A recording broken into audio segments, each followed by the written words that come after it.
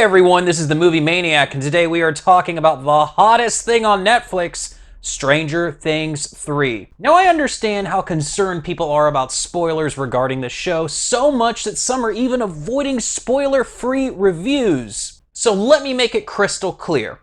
I am not going to talk about character arcs, I'm not going to talk about major plot points, and in fact, I'm not even really going to tell you what the full plot of this show is. All I'm going to say is that it takes place around the 4th of July.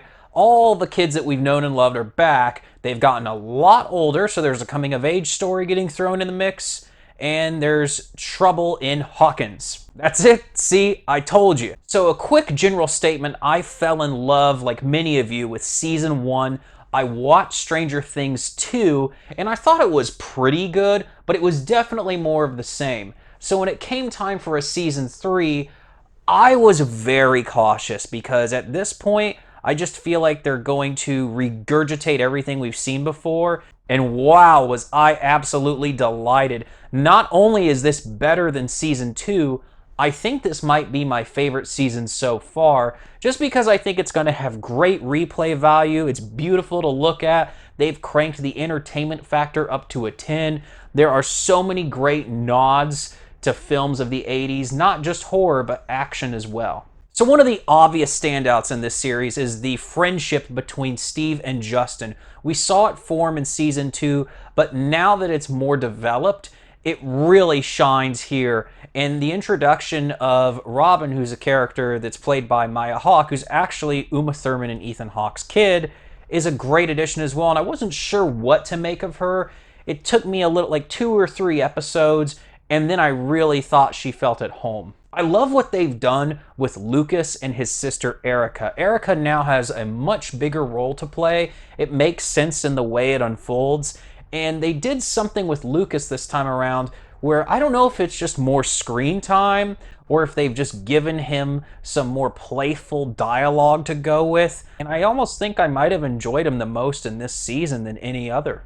So Starcourt Mall is the talk of the town in Hawkins, and wow, is it really its own character. I mean, they have faithfully recreated a mall out of the 80s.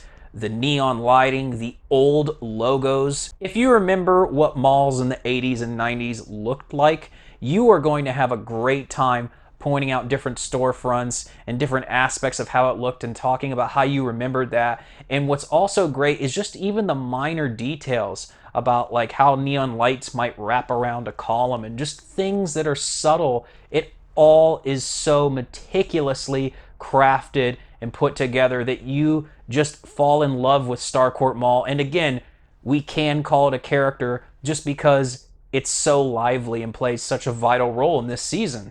Something that can't be ignored is how colorful and vibrant Season 3 is. The show takes place in '85 and we have reached peak 80s here. It seems as if every frame is just dripping in bright, colorful cinematography, and I loved it. You could almost taste the damn colors. It is so beautiful to look at. I really love what they've done with Hopper here because he's always been one of my favorite characters, and this time around I certainly get a Han Solo vibe in certain scenes, and he's also really funny here too. I won't say anything more, but what they did this time around and how they've used him in Season 3 just makes it that much more fun to watch.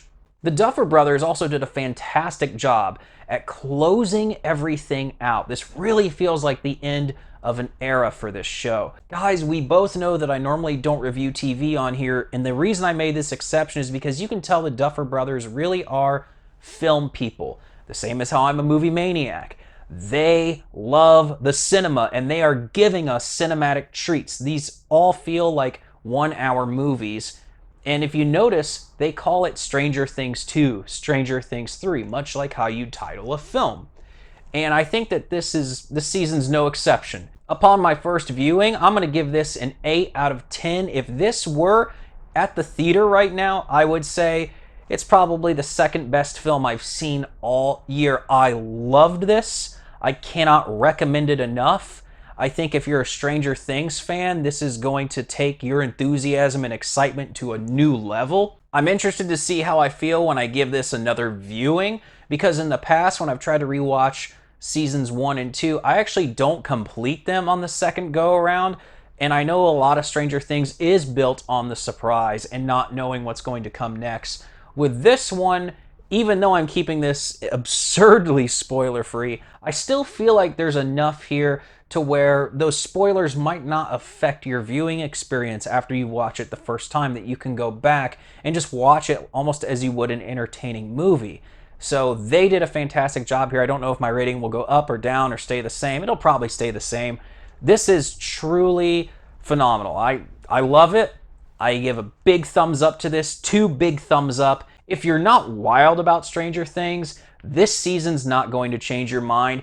It's just really refined and almost perfected version of what they've done before, while sprinkling in new things, some new ideas I don't want to mention, but it's basically a reinvention done extremely well. So where do you all come down on Stranger Things? If you're a huge fan of the show, do you agree with me on this? If you're a casual fan and you're not super into it, did this move the needle for you at all? Because I personally don't think it will. I think you'll find it to be just about on par with what you've seen before.